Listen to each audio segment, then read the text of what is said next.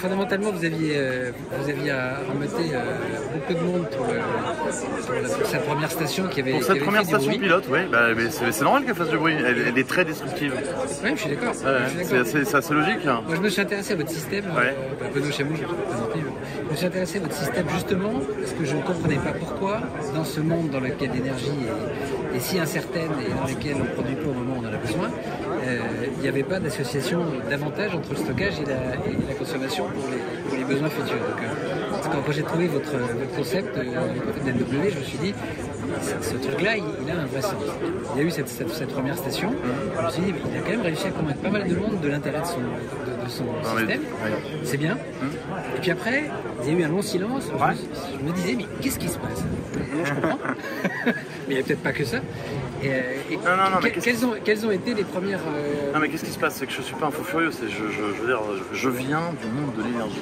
Il faut comprendre, je viens pas du monde de la start-up, je viens pas du monde de la photo, et j'arrive pas en disant avec 3 pages marketing que je vais faire de la recharge, je ne donne pas de nom, et que je vais lever 80 millions parce que c'est à la mode de mettre de la bande de recharge ultra rapide. Je viens pas de là. C'est pas du tout mon domaine, c'est pas du tout mon activité. Je viens du monde de l'énergie et ça fait 35 ans que je travaille dans le monde de l'énergie. 20 ans comme salarié à la compagnie Gérald Lezo, chez EDF, et j'ai démissionné de chez EDF Énergie Nouvelle il y a 15 ans maintenant pour créer ma société. Et pour créer ma société, pour faire toujours la même chose, pour faire de la production d'énergie. Et la production d'énergie renouvelable, parce que je travaille depuis 35 ans d'énergie, 35 ans d'énergie renouvelable. Pas oublier ça. Donc je suis pas un apprenti sorcier et je suis pas un homme de marketing qui va faire du blabla, du machin et qui va lancer un truc. Donc j'ai pendant on va revenir 4 ans en arrière, ça fait maintenant 35 ans, mais jusqu'à pendant ces 30 ans, j'ai fait de la production, j'ai fait des projets de développement, j'ai fait que ce soit de la maîtrise d'énergie, des chauffe-eau solaires, du photovoltaïque, de l'éolien, on a fait de la biomasse, je veux dire, de l'habitation non raccordée au réseau avant. Ouvert du champ. Ah oui, j'en ai fait énormément.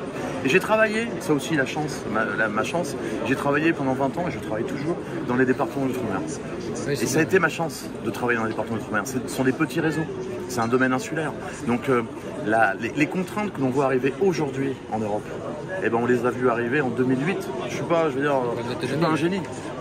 J'ai vu en 2008, j'ai été confronté à la problématique des énergies intermittentes.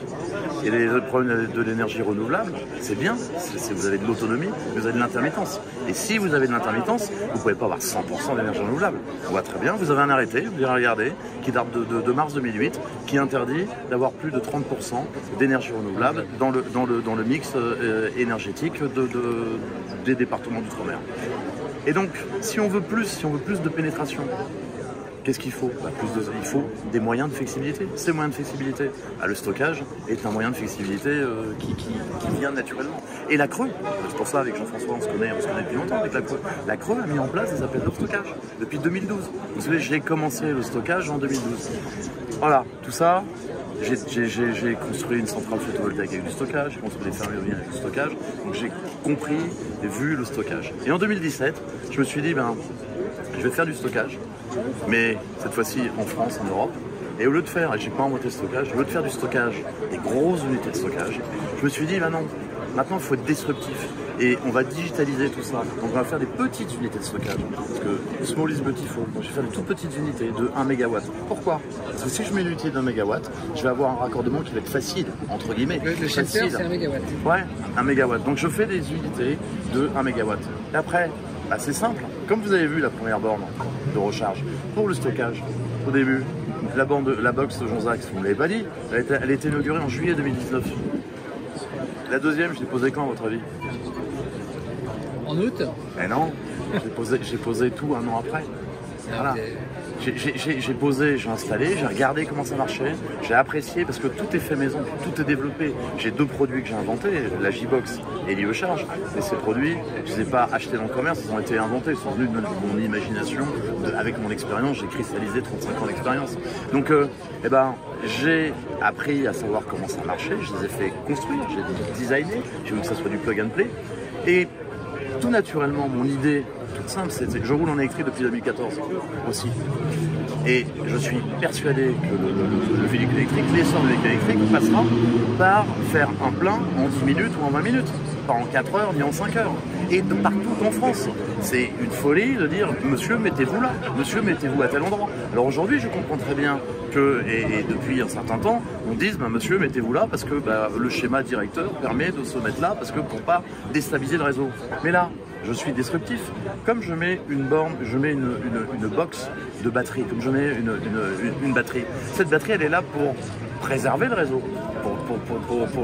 pour le rendre disponible l'énergie. Et ben ça me sert de tampon. Ça me sert de tampon entre le réseau et la voiture.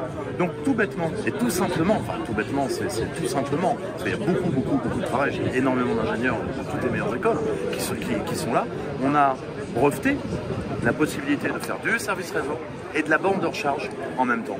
Ça se fait pas, c'est une idée, j'ai eu, après ça se fait en 5 minutes. Donc j'ai installé Vezin-le-Coquet, et vous avez raison, fin octobre. Et là, entre aujourd'hui et entre fin octobre et aujourd'hui, j'ai fait tous les tests, parce que c'est un métier, je viens du monde de l'énergie, je viens pas du monde de la voiture, ni du monde de la photo, mais moi quand je sais pas, eh ben, j'apprends, je comprends, je prends mon temps, je suis pas pressé. Donc j'ai attendu pour mettre en place, et à partir du mois d'octobre, effectivement, là toutes les bornes maintenant vont être installées. Mais l'avantage, j'ai pas besoin d'attendre pour raccordement. Toutes mes bornes sont branchées sur les box, donc j'ai 2 minutes.